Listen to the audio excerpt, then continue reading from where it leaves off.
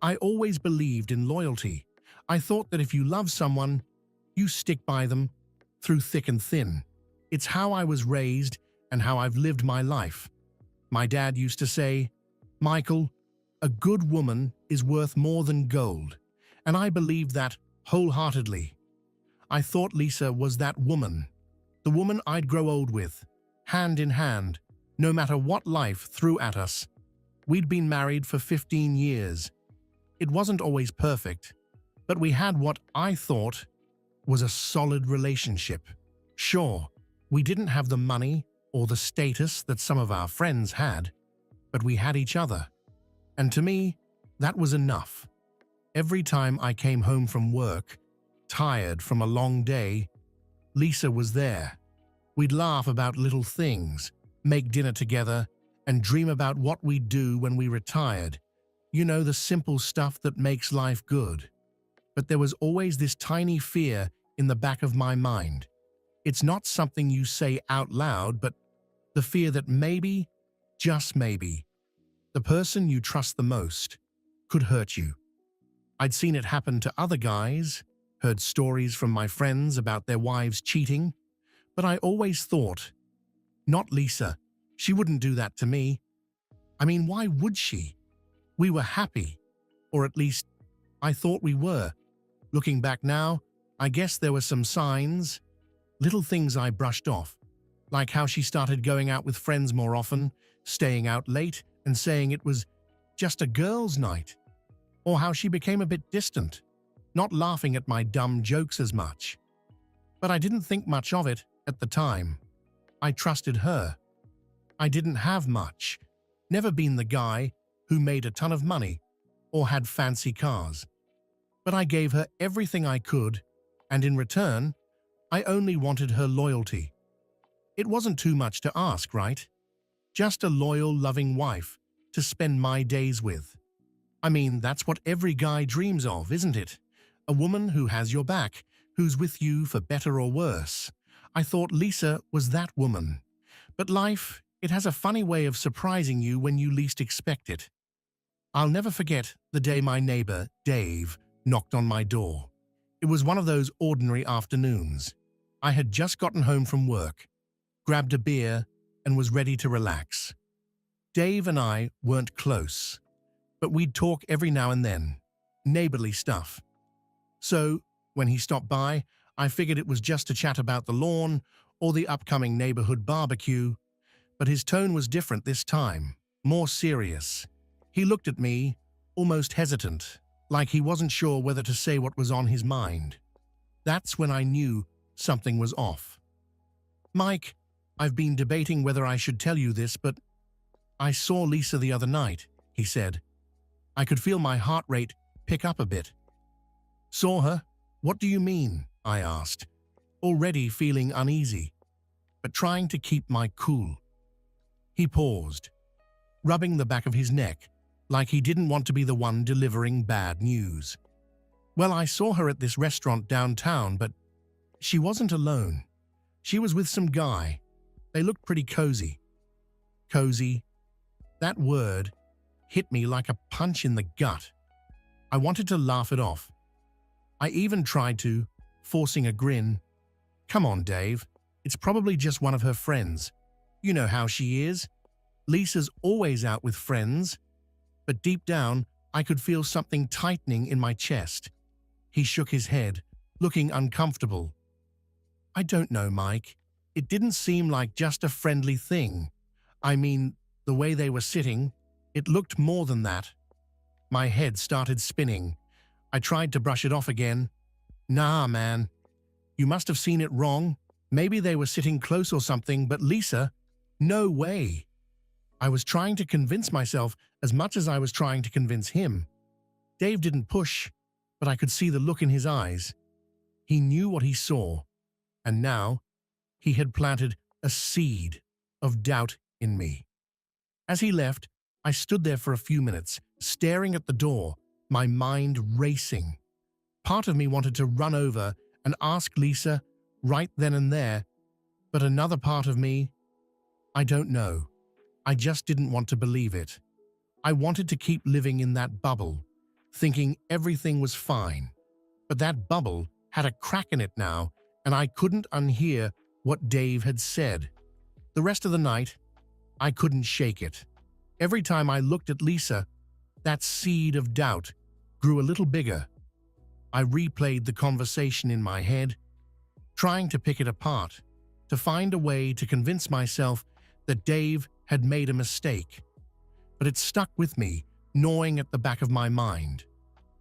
Cozy. That word just wouldn't let me go. The days after that conversation with Dave, they weren't easy. I kept telling myself that it was a mistake, that there was some logical explanation. I wanted to believe that Lisa would never do something like that. But once that doubt is in your mind, it's like a splinter. You can't ignore it, no matter how hard you try.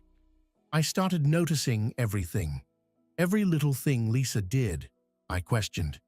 The way she smiled when she was on her phone, how she started staying out later with her friends, how she'd seemed distant when we were sitting on the couch together. I'd catch myself staring at her, wondering what was going on in her head, if she was thinking about me or someone else. But I kept it all inside. I didn't say anything. What if I was wrong? What if I was just being paranoid? There were moments when I'd convince myself that everything was fine. I'd push the doubts aside, try to focus on the life we'd built together. I mean, we've been together for 15 years, right? You don't just throw that away. But then late at night, when I was lying in bed next to her, staring at the ceiling, it would all come rushing back. What if Dave was right? What if there was something going on? And if there was, how long had it been happening? My self-esteem took a hit, big time. I started questioning myself, wondering what I did wrong. Was I not enough? Maybe I didn't make enough money. Maybe I wasn't as successful as she wanted me to be.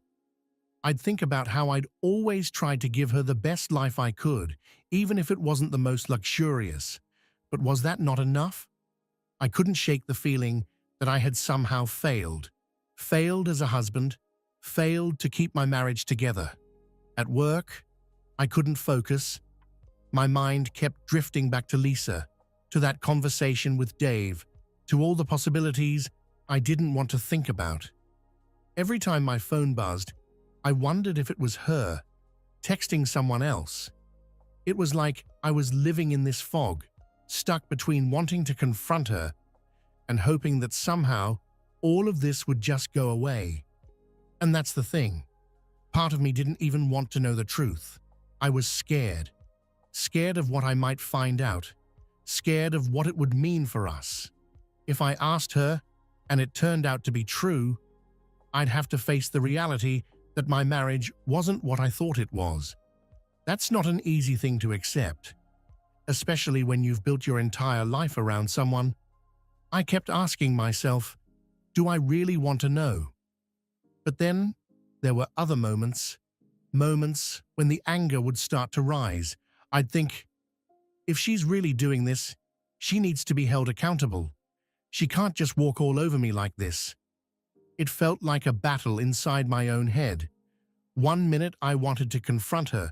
The next minute I wanted to pretend everything was fine, like nothing had changed. But everything had changed, even if I hadn't confronted her yet. That trust we had, it was already slipping away. And I didn't know if I'd ever get it back. I couldn't take it anymore. The doubt, the constant second-guessing, the endless nights lying awake next to her, wondering if I was just another fool. It had been eating away at me, piece by piece, and I was tired of the uncertainty. I had to know. So, one evening, when Lisa came home late again, I decided it was time. No more pretending. No more ignoring the obvious. I was going to confront her. She walked in like it was any other night, casually dropping her bag on the kitchen counter and glancing at me with that same indifferent smile she'd been giving me for weeks now. I stood there, heart racing, feeling the anger and hurt welling up inside me. My hands were shaking, and I could feel my voice catching in my throat. But I had to do it. "Lisa," I started, trying to keep my voice calm. "We need to talk." I could see her face change instantly. She knew something was coming. She stopped what she was doing, looked at me with a mix of confusion and maybe fear. "What's going on, Mike?" she asked, trying to sound casual, but I could hear the tension in her voice. I took a deep breath, the words almost burning in my throat. "I talked to Dave," I said, watching her face closely. "He told me he saw you at the restaurant with some guy." The room fell silent. For what felt like an eternity, there was just this heavy, suffocating silence between us. My heart was pounding so loud, I could hear it in my ears. I kept watching her, waiting for her to say something, anything. But she just stood there, frozen. That's when I knew. "Mike, it's not what you think," she finally blurted out, her voice shaking. My stomach twisted. I felt like I was about to explode. "Not what I think." "Then what is it, Lisa? What were you doing there with him? Just having a friendly dinner?" My voice was rising, and I could feel the anger pouring out now. I had kept it in for so long, but now, it was boiling over. She looked down at the floor, avoiding my eyes, and that just made it worse. "Look at me," I shouted. "Don't you dare stand there and lie to me." She finally looked up, her eyes filling with tears. "Mike, I didn't mean for it to happen. I swear it just..." She trailed off, and I felt like the ground was being ripped out from under me. All the air in the room seemed to disappear. "It just what, Lisa? It just happened." I was shouting now, my voice raw. "You don't accidentally go on a date with someone. You don't accidentally betray the man you've been married to for 15 years. I was furious, my whole body shaking with rage and hurt. She broke down, sobbing, covering her face with her hands. "I'm sorry. I'm so sorry, Mike. It didn't mean anything. It just... I don't know what I was thinking. Please, you have to believe me. It didn't mean anything." Her words felt like a knife twisting in my chest. I wanted to scream, to hit something, to throw her out of the house right then and there. But instead, I just stood there, numb. "Didn't mean anything," I repeated, my voice barely more than a whisper. "Do you even hear yourself? You went behind my back. You lied to me. And you expect me to believe it didn't mean anything?" I turned away from her, trying to hold it together. But the truth was, I felt shattered. Everything we'd built, everything I thought we had, it was crumbling right in front of me, and there was nothing I could do to stop it. She came closer, reaching for me, but I backed away. "No," I said, shaking my head. Don't try to touch me. You betrayed me, Lisa. You threw away 15 years like it was nothing. How could you do this to us? To me?" Her sobs grew louder, but I couldn't even look at her. The woman standing in front of me wasn't the Lisa I thought I knew. She was a stranger now, and that realization hit me harder than anything. I felt like I didn't know who I was married to anymore. For a few moments, I just stood there, staring at the floor, trying to make sense of everything. But nothing made sense. Nothing felt real. "You need to leave," I finally said, my voice cold and detached. I could see the shock on her face, but I didn't care anymore. "Get out of this house. I don't care where you go, but you can't stay here tonight." She cried harder, begging me to reconsider, but I was done. I was too hurt, too broken to even think about forgiveness. I just needed her gone. I needed to be alone, to figure out what the hell had just happened to my life. And as she packed a bag and walked out the door, I stood there, feeling the weight of 15 years of marriage crashing down around me. The door closed behind her, And in that moment, I realized my life would never be the same again. Lisa was gone, and so was the life I thought I had. I was left standing in the ruins, trying to figure out what to do next. After Lisa walked out that night, the silence in the house was unbearable. The kind of silence that presses down on you, suffocating. I just stood there, staring at the door she had left through.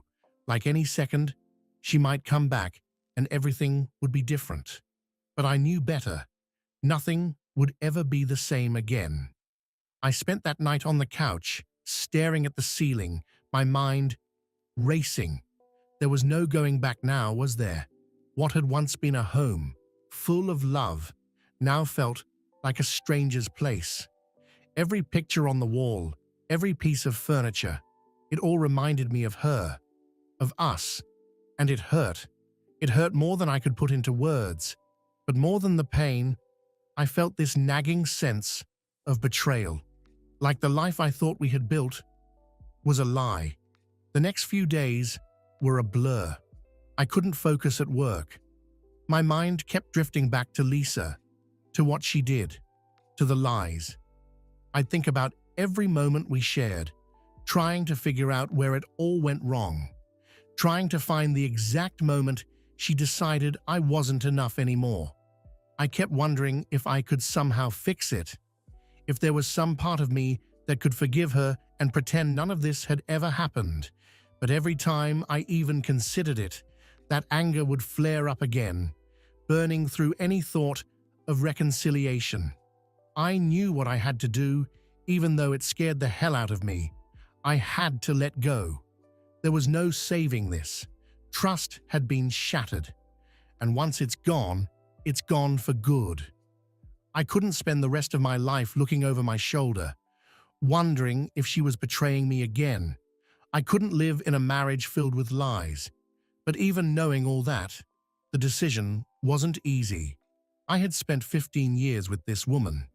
We built a life together, shared dreams, talked about growing old side by side. Walking away from all that felt like cutting off a part of myself. But staying would have been worse. I realized I wasn't just leaving Lisa. I was saving myself, saving what little dignity I had left. And the more I thought about it, the clearer it became. It wasn't just about the betrayal anymore. It was about me, about finally standing up for myself, about choosing not to be a victim. I'd spent too much time doubting myself, wondering what I did wrong, wondering why I wasn't enough. But that wasn't the problem. The problem was her. The problem was that she chose to lie, to cheat. And I wasn't going to pay for her mistakes anymore. That weekend, I made the decision. I called a locksmith, had the locks changed while she was out. It was oddly therapeutic, watching the guy work, knowing that when he was done, she wouldn't have a way back in. This was my house, my life, and I was taking it back. When she came home and realized what I'd done, it was like a scene out of a bad movie. She stood there, shocked, tears streaming down her face, begging me to reconsider. But I didn't flinch. "It's over, Lisa," I told her, my voice surprisingly calm. "You made your choice. Now, I'm making mine." She tried to argue, tried to convince me that we could work through it, but I wasn't listening anymore. I was done. I had given her everything I had, and she threw it all away. So I told her to pack whatever she needed and leave. And as I watched her walk out of the door for the last time, I felt this strange mix of emotions. There was sadness, of course. 15 years of memories don't just vanish overnight. But there was also this overwhelming sense of relief, like a weight had been lifted off my shoulders. I had finally taken control. I didn't know what was going to happen next. The future felt uncertain, scary even. But for the first time in a long time, I felt like I was on the right path. Leaving wasn't easy, but staying would have been impossible. And as I locked the door behind her, I knew I was doing the right thing, no matter how painful it was. After Lisa was gone, the house felt emptier than ever. It's strange how silence can be so loud. Every little thing reminded me of her. The way she left her shoes by the door. The smell of her perfume still lingering in the bedroom. It was like the ghost of our life together was haunting every corner. And the worst part? I didn't know how to fill that space. I'd wake up in the mornings, expecting to see her beside me, and when I didn't, it was like that stab of betrayal all over again. I was lost. For a while, I kept everything bottled up. I didn't want to be that guy who goes around telling everyone about how his wife cheated and left him. I figured I could deal with it on my own, that I didn't need anyone. But the truth is, that only made things worse.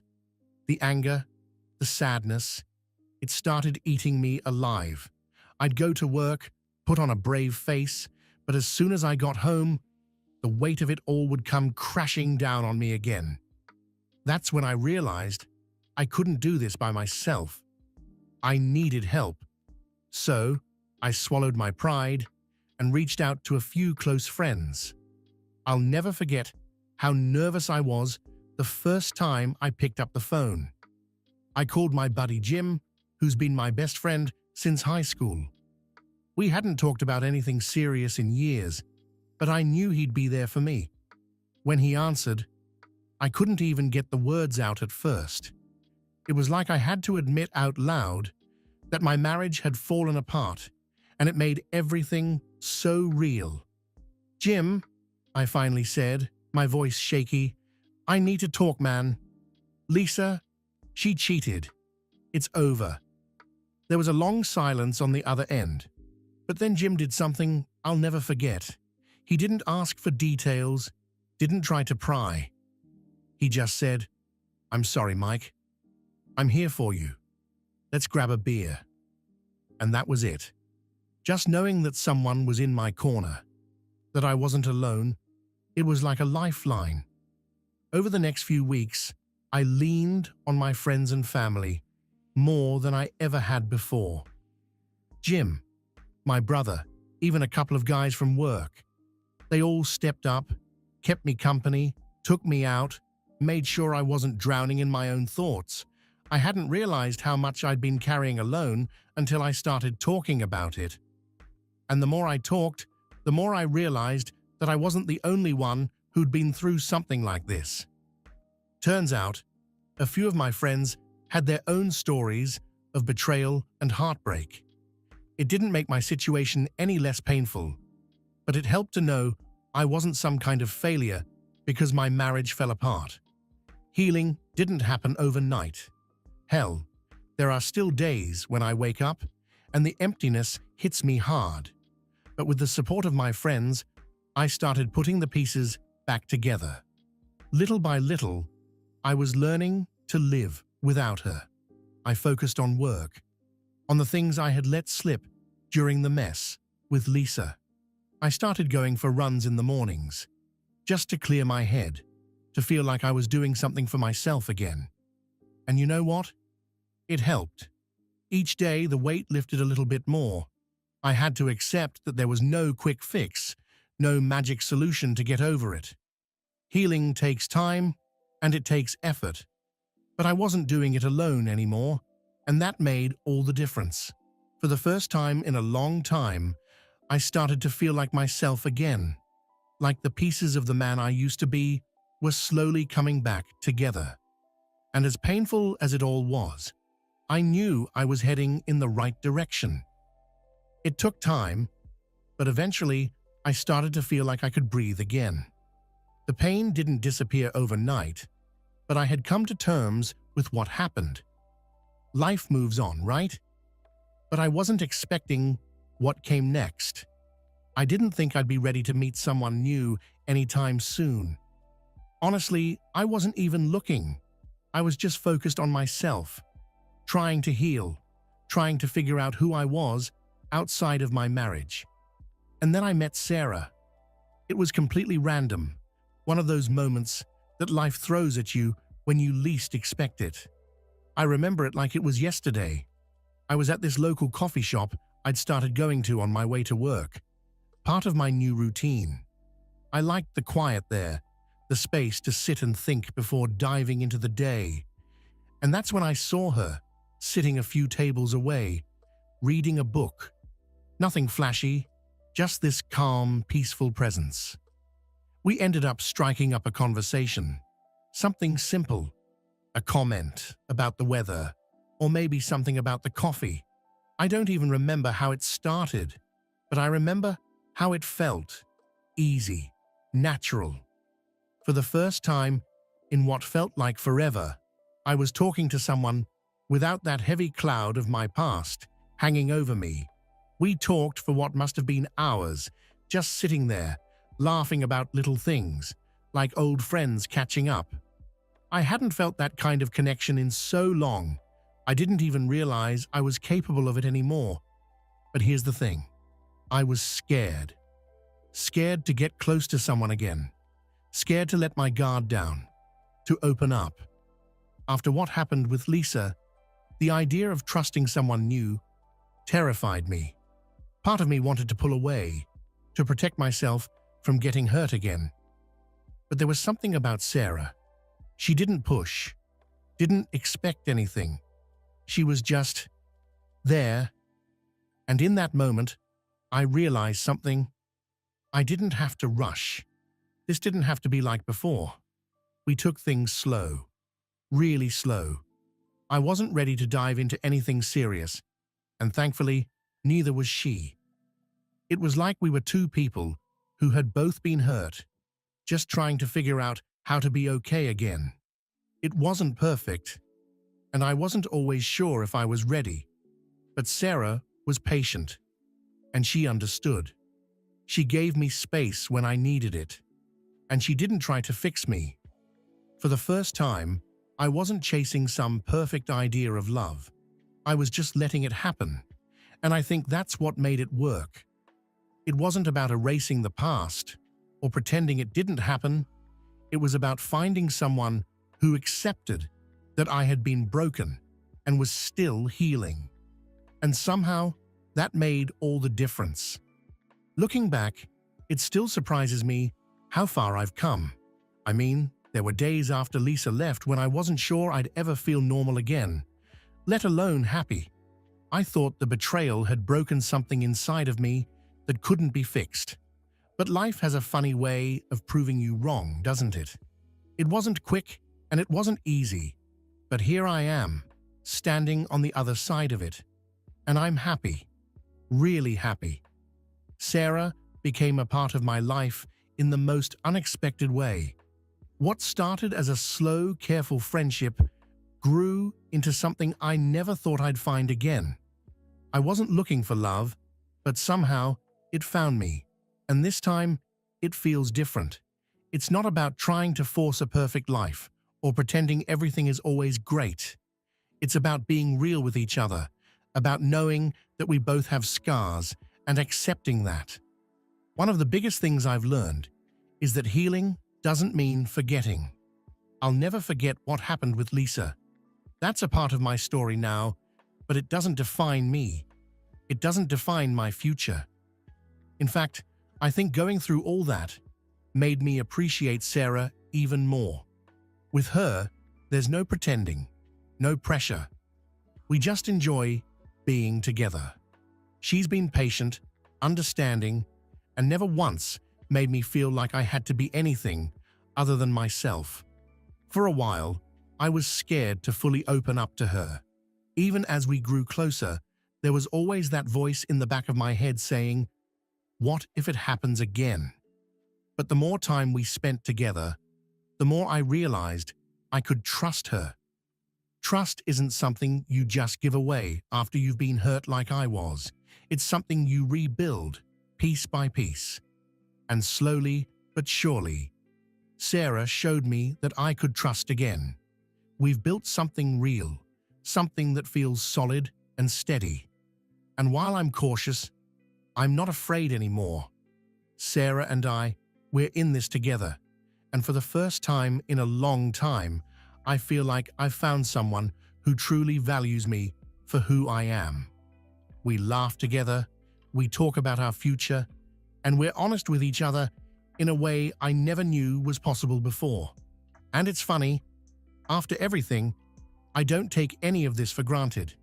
I know how fragile relationships can be, how easily things can fall apart. But that knowledge, instead of scaring me, just makes me appreciate what I have even more. It's like everything I went through with Lisa, as painful as it was, led me here, to this place where I finally understand what real love feels like. It's not perfect, and it doesn't have to be. It's real. I never thought I'd say this, but I'm grateful. Grateful for the lessons, for the heartbreak, for the chance to rebuild. Sarah has shown me that love doesn't always look the way you expect it to, but when it's right, you just know. And now, as I look ahead, I don't feel scared anymore. I feel hopeful. I feel like I've finally found the happiness I always dreamed of. But this time, it's real. And that's more than I could have ever asked for.